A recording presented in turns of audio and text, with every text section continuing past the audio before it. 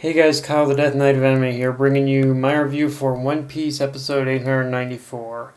So, immediately, one thing I really loved about this episode, and the same goes for, and the same goes for, and the same goes for and the same goes for when we pretty much when at the point where the manga was covering this as well, is that by showing us Ace's past and what his by showing us Ace's past and what he was like on Wano, it really fleshes out how important his role and legacy in the story actually is, and how his death honestly had basically just as much of an impact on the world at large as Wiper beyond just being Luffy's brother or the son of Roger. With this episode, it really kind of fleshed out how important how much of a kind person that Ace actually was, and how much he was, and how much he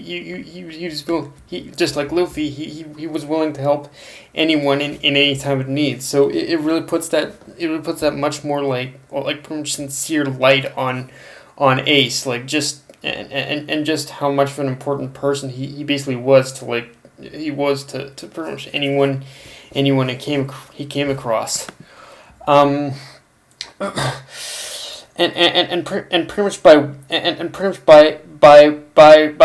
much way of this episode, and by way of this episode, it kind and by way of this and by way of that, this particular episode, it kind of has that Dio effect. It kind of has that Dio effect of letting us get to know letting us get to know a lot more about the character. A lot of us get to know more about the character now than we pretty much did when he was alive. Because let's be honest, we didn't have a whole lot of time in order to get to know Ace, even if his death was tragic. And well, obviously I will say that we basically did get a lot more of an opportunity in the anime over the manga in order to get invested in him due to the Alabasta fillers. Just pretty much knowing more about Ace's past, it does give us a lot more of a spotlight on how much he basically on how important his basically influence and legacy is pretty much to the ever expanding world of One Piece. Like it isn't just it honestly, in some ways, I pretty much feel this particular episode, in general, it just puts a little bit more of an intimate importance on Ace. I guess that's pretty much the one thing I can kind of describe it, is that this particular episode, it just puts a lot more of an intimate importance on Ace. Like he just had a lot of intimate importance to pretty much anyone he came across, and any respect, and he was willing to help and anyone and everyone. Like, yeah, his legacy is one where he's willing to do anything in order to help people, even if it's just by pretty much just the smallest amount of things he can do to help. He's willing to give anything to them. So yeah, it really just shows what pretty much kind of a character Ace is. So yeah, I love just the characterization that I guess that's the best thing we get out of this episode with this flashback, is we just understand a lot more of who Ace is and what he meant to people.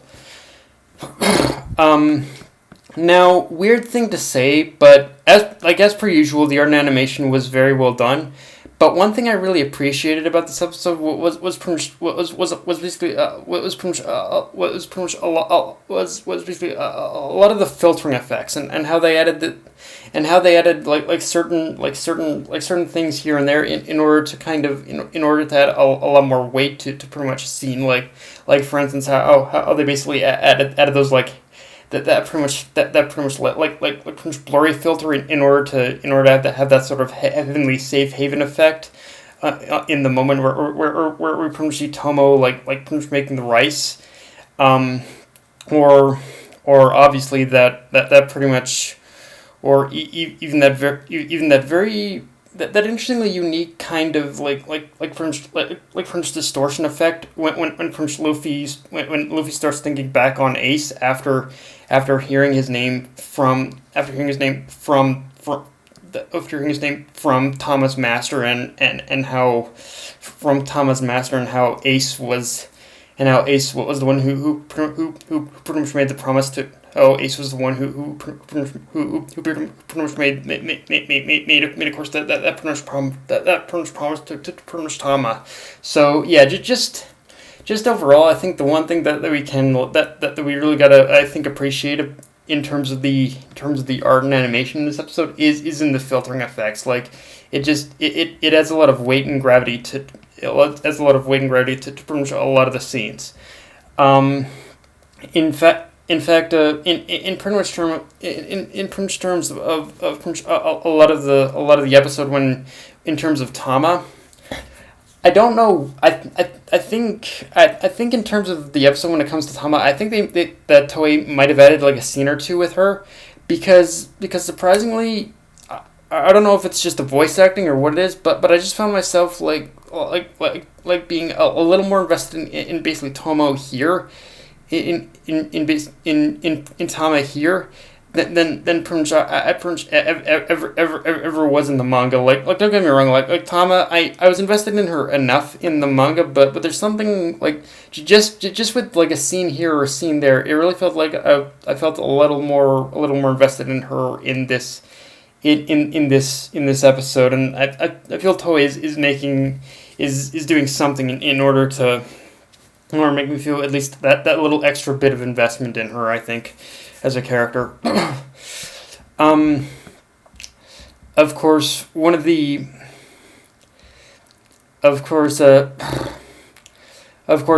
important things, one of the important points of the episode is that Wano's drinking water and possibly a lot of its food as well has, and from what we understand, just based off pretty much off what Thomas Master says, a lot of the food as well has been poisoned by Kaido's factories and his overall influence on Wano. And when hearing this, like as a manga reader, I can tell you that basically the pretty much saddest part of this revelation is that the drinking water and food being contaminated is really only the tip of the iceberg when it comes to the current when it comes to a lot of the current living conditions here on the island. Like as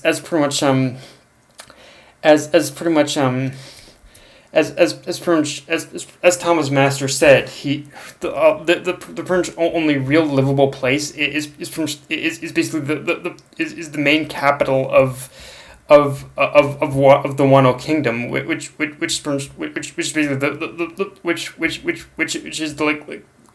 is the French flower capital, but which is the flower capital, but. Yeah, like it's like I said, as a manga reader, I won't spoil anything, but let's just say, like, again, it's really only scraping the surface of how screwed up a lot of the current living conditions for a lot of the living conditions for a lot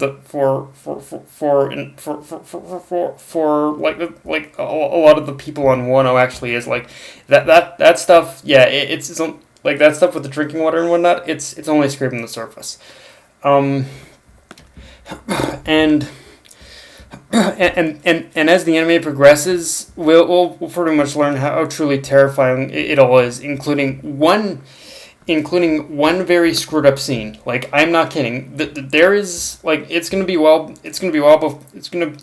before we basically even get to this reveal. But let's just say it is a reveal that visibly made me angry. And anyone who's basically seen my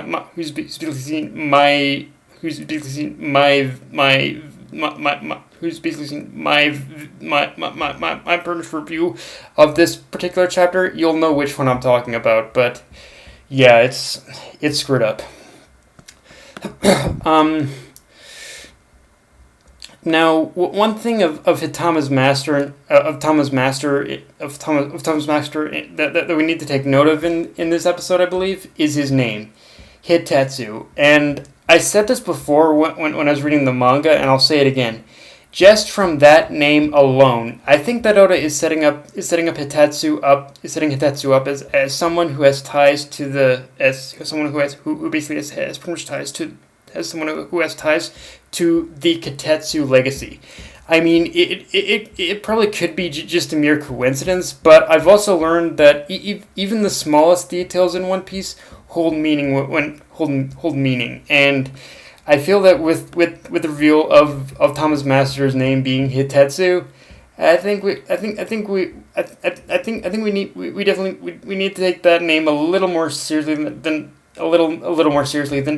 just with a small grain of salt. Like, I think we need to kind of keep that name in the back of our mind, because I get the feeling it is going to be pretty important later on. And of course we obviously get the official reveal in this chapter that pretty much that X-Drake has joined Kaido's crew as a headliner.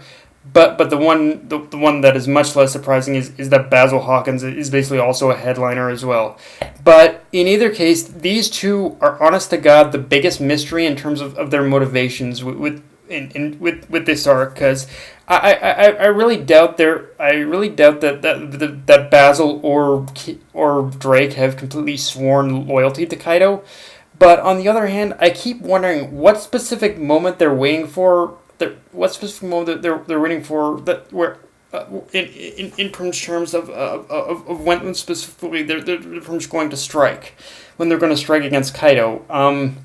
Like, it's something I'm asking. It's something I'm kind of asking in the back of my head constantly in the manga as well. But yeah, I just don't know when specifically they basically plan to strike back at Kaido, or if they plan to at all. I mean, just kind of taking the knowledge I have from the manga, the only thing I can think of right now is that Basil and Drake are possibly are waiting for the breaking point moment where basically the partnership between Orochi and Kaido crumbles. But that's pretty much the best I've got, honestly. Like, I've got no idea what the hell Kaido, what the hell Drake and what the hell Drake and Basil are waiting for. I got no idea. But, yeah, guys, that's my review. If you enjoyed the video, like, comment, subscribe, follow me on Twitter, Facebook, and list of Crunchyroll. Dead Knight of Anime, signing off. Later, guys.